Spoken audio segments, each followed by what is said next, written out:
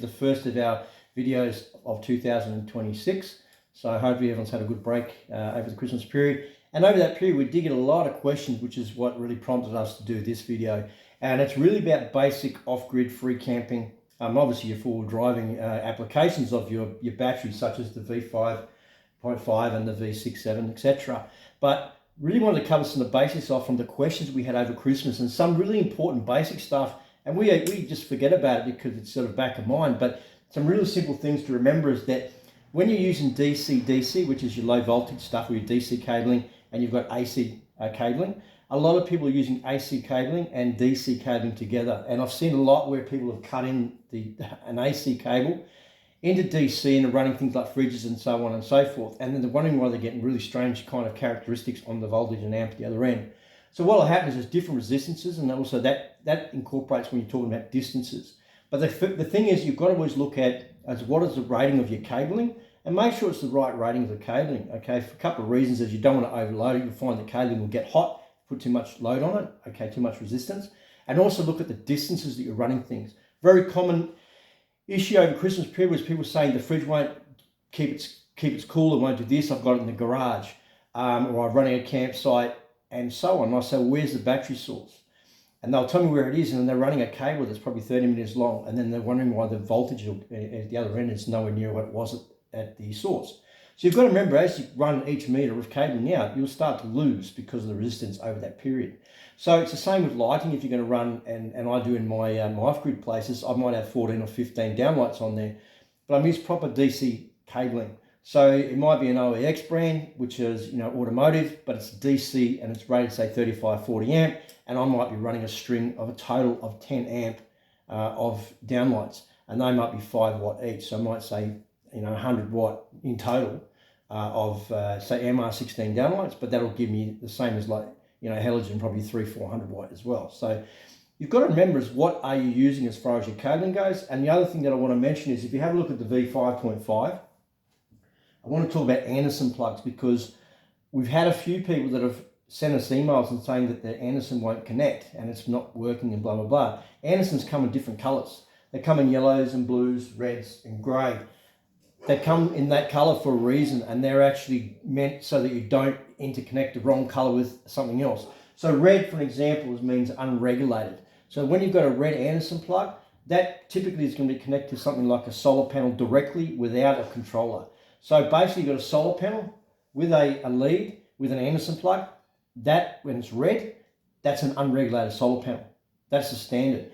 If you've got a solar panel with a grey Anderson on it, yes, it can be unregulated, but typically it won't. That grey Anderson cable probably has a box that you can connect up to the panel. So don't try and connect the grey Anderson to the red. You can force it in, and I've seen people do it. It's designed to try and stop you doing that. Same if you've got a blue one or a yellow one. Yellow is typically going to be a solar, but you can use them for other things if it's your own setup. But to keep them as a standard, we put a red in here for unregulated, and then you've got a grey for regulated. The grey simply means that you've got a regulated power source, which means you've got an adapter, or you've got some type of controller that's regulating the power into the unit. So a solar panel to that's regulated if it's got a MPPT controller. If you've got an AC/DC charger that you charge a unit, for example, that box, that's regulating it. So that's a regulated charge which goes in here.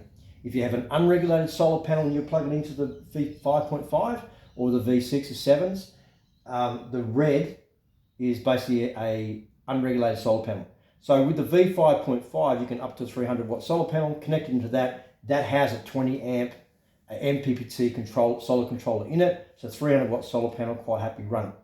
The other thing that we're getting is people say, well, can I run them in parallel? So parallel means you're going to get, say, 100 amp hour, 100 amp hour, connect them together in a way that gives you 200 amp hour, as opposed to a serial or series where you're running them to get 24 volt, 36 or 48. So running in parallel means you're trying to get more amperage at the site. So what are the benefits of doing that? So if in a standard battery formation where you have your own BMS and you've got multiple batteries, like back in the day of off-gridding when, I've come across a home in the Gold Coast where they might have had, the whole underside of the house full of batteries. And those days they might have used 20% of the whole battery bank. So they've probably got $20,000 worth of batteries they're not using because they never get down past, the 20% of usage. So it's all about what you put back in. So what are the benefits of running in parallel? If you had two of these units here and you said, well, I want to run them in parallel, my question would be as to why.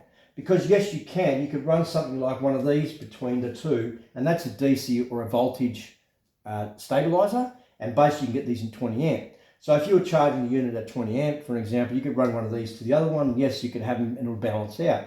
But there's really no advantage. You could actually split the solar panel between the two at the same time, and then you've got all the outputs. So the V5.5, as an example, has 50 amp output Andersons. You can run at the same time. 100 amp BMS. So you can run 100 amp constantly at the same time, but don't exceed it. And the thing that I've got here is I've got a 1500 watt inverter here, and I've got that connected. And I've also got here this is a 600 watt.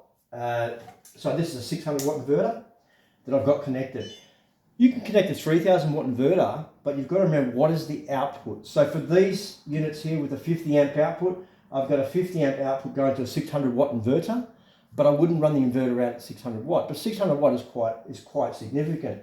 And what I've got over here is I've got, as an example, what are these things pulling? So that there's running, say, my battery charger for a Ryobi, so that's a 5000 milliamp.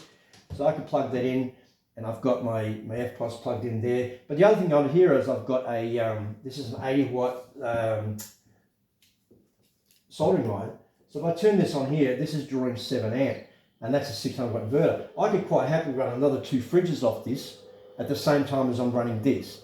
So anything with the element is going to draw quite a lot. So one of the things that people will say is, can I run a coffee machine, my induction ovens and those types of things?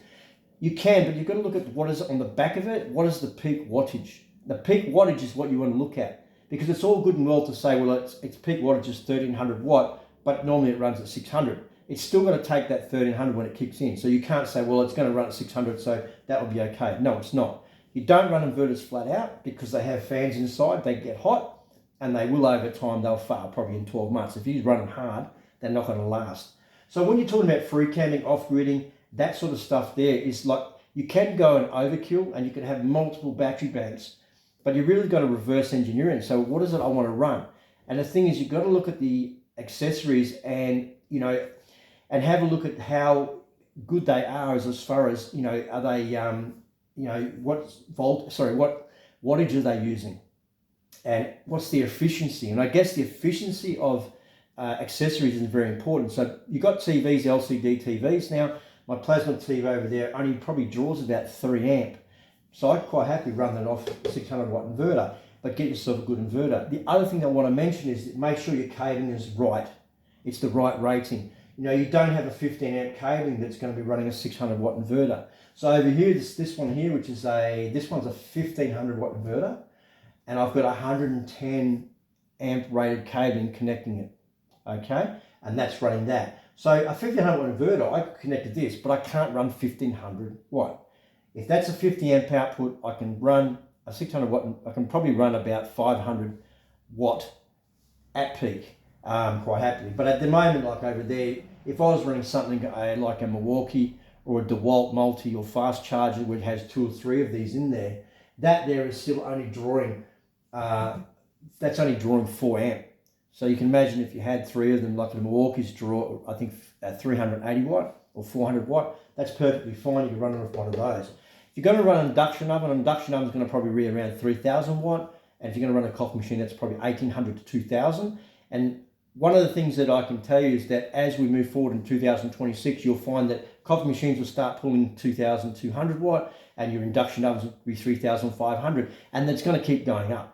The same as microwave used to be 300 watt microwave, you could run that off these no problem. Now microwaves are 2000 watt, unless you go and buy something specially for caravan and camping, which is going to be under, say, 500, 600 watt. So the only people who make them wealthy is like the white goods people by increasing the amount of wattage that uses. And it all comes down to how fast you want to boil an egg. Instead of 30 seconds, you want to boil it in, say, 25 by putting it in the microwave. So that's the difference in induction ovens. You can get induction ovens that draw less. You've got to wait 10 or 15 minutes more for the roast. So it's about working out what is it you want to do. If you want to pull 4000 watt for a massive induction oven and all the rest of it, you can do that. It's multiple battery banks, a suitable BMS setup, charge rate to be able to support that. And yes, you can do that, but I've seen people at shows where we've been there, and people walking out spend $7,000 or $8,000 because they want to make have a coffee instead of spending $20 at Bunnings and get yourself a kettle and put it on there, or put it on the pot belly, or put it on the open fire. So what is it you want to do with it, and why? And can you make changes to the way you want to be off-gridding and save yourself $5,000 or $6,000, which is typically what we get when we're at shows, when people coming through talk to us and they've been quoted $6,000 or $7,000 to do exactly what we can do for a unit that's say $1,100 to $1,500. So what is it you want to do? What are the accessories you want to use? Cabling, important.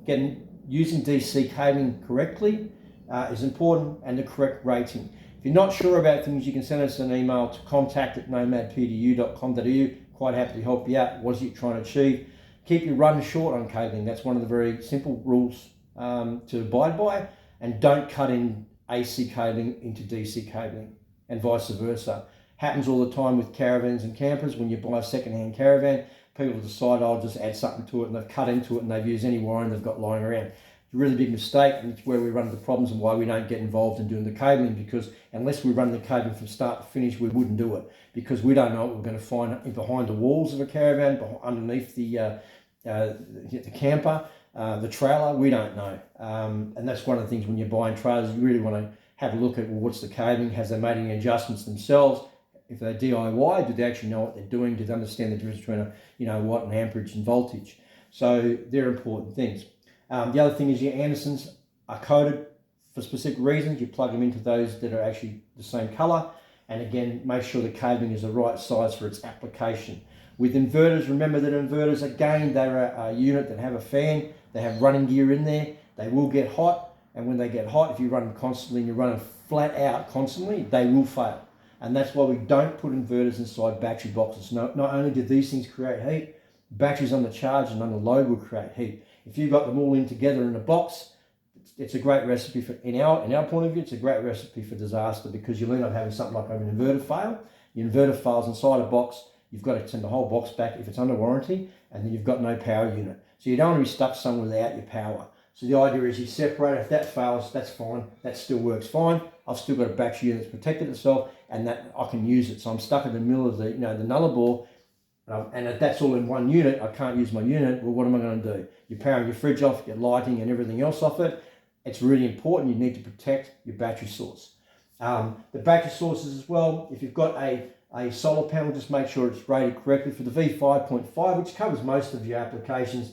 Dimensions are 325 by 320 by 110 thick. They do have installation brackets on them that you can remove. And the cool thing about it is you said, hey, look, Wayne, we want to get an extra couple of brackets because we want to put the brackets in the boat, and then we can remove it from the boat, leave the brackets there and put it in the car, vice versa. And it's very common for people to do that from the four-wheel drive. They take it out from there, put it in the boat, because once those brackets are in place, even though there's actually 3 screws on the side, you could actually just mount it with 1 or 2 screws, and then just use your cordless driver, 10 seconds, 20 seconds, 2 screws out of either side, take the unit out and put it into wherever the application is. I personally use these in my off-gridding up at the farm when I'm working on the cabins that I'm doing at the moment. So that's some basic stuff about the questions kind of we had over the Christmas period, but it was really down to cabling, distance, resistance, keeping cabling distances short. And then that should get you out of trouble. When you talk about lighting, you can run like strings of lighting off these, which I do in cabins, off grid. Lots of MR16 lighting, 5 watts per downlight, and they put out a lot of light. They put out probably around about what you get in a, say, 60 watt, 240 volt. It puts out similar kind of lighting. You're running a string of those. They draw very little amperage, and I think I've got 14 on one string, and it draws only 5 or 4 amp. And then once they're lit up, they start to back off and they don't draw as much. So if you want to know a little bit more about that, if you're going to be doing some more off-gridding, free camping, or you've got a site that you're building on at the moment, you want to be able to power up, say, a sea container, which is like I've got, you can put a thing like a TV, and then you can run fridges. You can quite happily run 2 fridges off this. If you've got a 300 watt solar panel connected to the MPPT here at 20 amp, MPPT with 300 watt solar panel, you're running 2 fridges off it constantly, that's not a problem at all. You can run that quite happily off one of the V5.5s. So from an application of V5.5 in the vehicle, they fit perfectly. You can take them out, use them for off-grid, use them for free camping. At 14 kilograms or so, they're still easy to manage. So again, contact at nomadpdu.com.au. If you want to look at purchasing a V5.5, they're available now in partner stores. If you go online and have a look at where to buy, you'll be able to see online on nomadpdu.com.au, or you can contact at nomadpdu.com.au and we can point you in the right direction. But if you've got questions, please ask us. We prefer for you to ask us the questions. And these will also run at 12.8 volt. That's a 12.8 volt system. They're Life PA4, so they charge at 14.6. They do have Bluetooth as standard in the units. They do have 100 amp constant output, 100 amp BMS. So you can quite happily run a multitude of things. You can run 4 fridges off this without an issue at all. Just remember about putting back the power that you're taking out from the solar. So in a nutshell, that's just kind of getting started the new year. Questions you had over Christmas. If you've got specific questions that are kind of relating to this, send us an email and we'll try and do a video that's specific to the questions. They're generally the same kinds of questions that you'll have, but definitely send us an email at contact@nomadpdu.com.au. Have a great year and a great start to the year. We'll see you.